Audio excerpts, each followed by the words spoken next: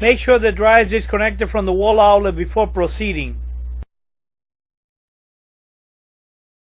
Open the dryer door. Remove the top panel holding screws.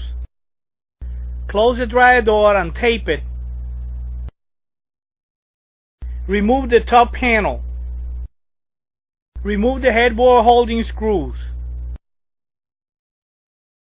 Lift and move the headboard backwards a little bit like this. Remove the front panel holding screws.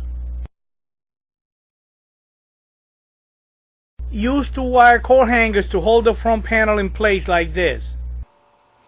The 2 wires will hold the front panel in place.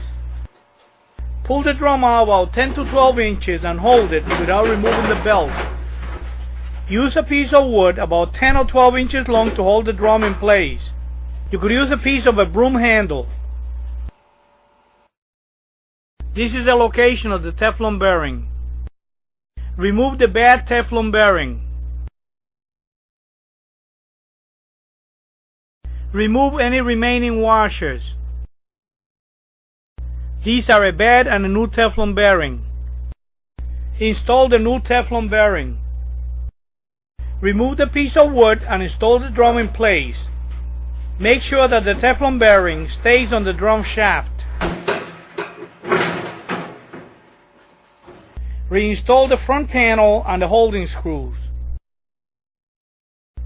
Reinstall the headboard and the holding screws.